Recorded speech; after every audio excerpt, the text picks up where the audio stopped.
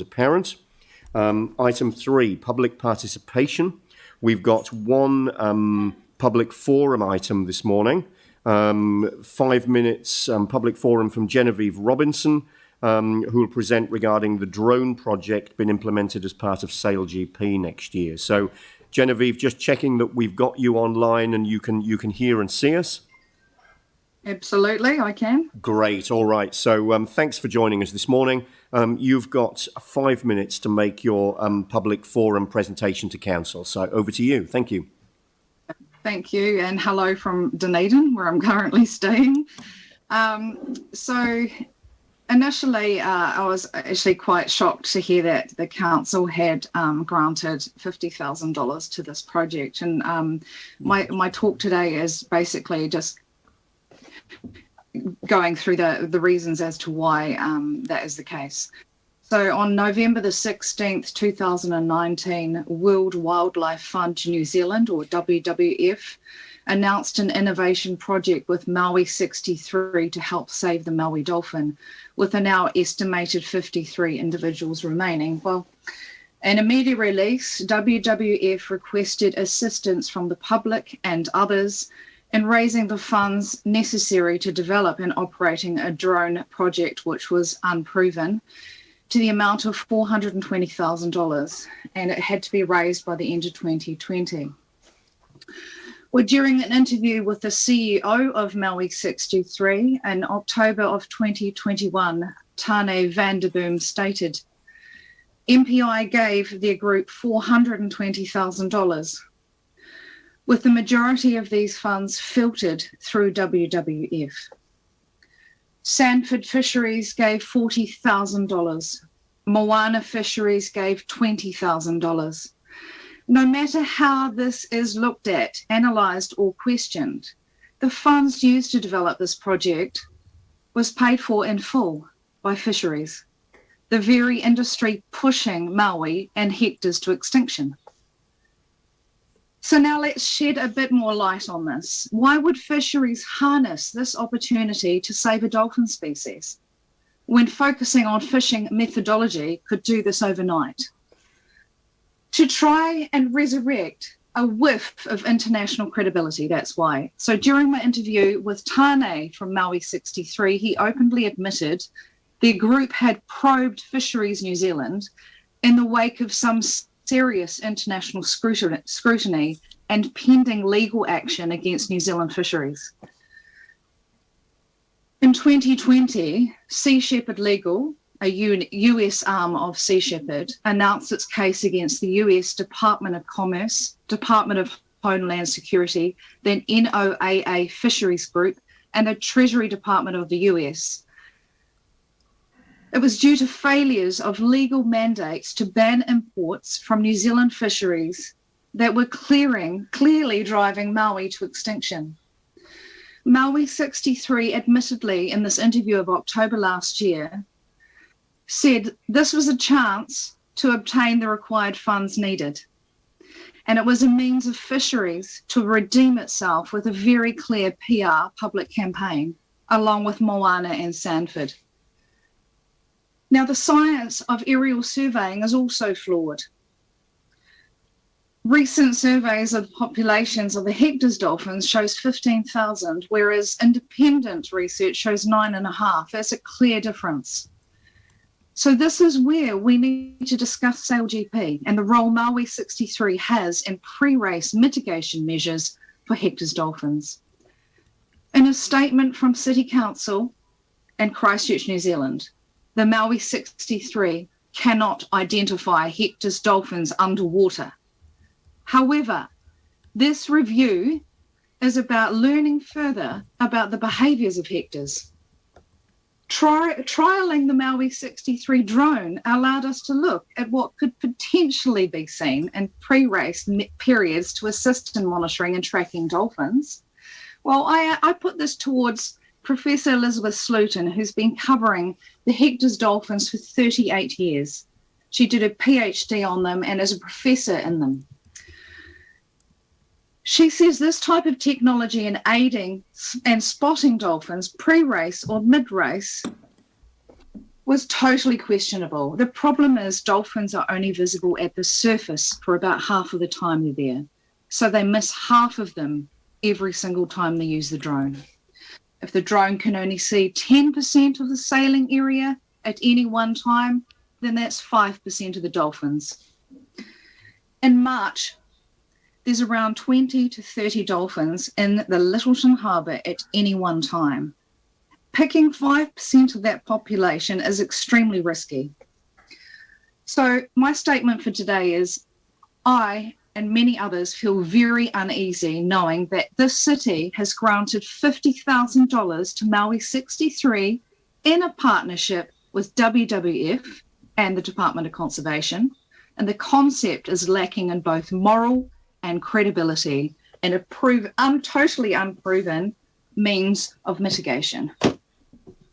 That is my talk. Thank you. And that's taken us to just beyond the 5 minutes set aside. But thank you for presenting that this morning. Thanks very much indeed for joining us. Thank you.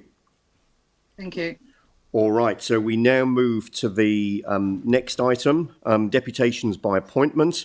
And I'd invite Michael Long on behalf of the Opawaho Heathcote River Network to the table. And this is relating to item 9, the Opawaho Lower Heathcote Guidance Plan. So, Malcolm, thanks for joining us this morning. And you've got 10 minutes to speak to us on this matter. And if you wanted to allow time within the 10 minutes for questions, obviously you could do so. Thank you. Thank you. Kia ora. My name is Malcolm Long, representing OHRN. And I'm sure councillors will be delighted to get to item 9 on the agenda, an easy win.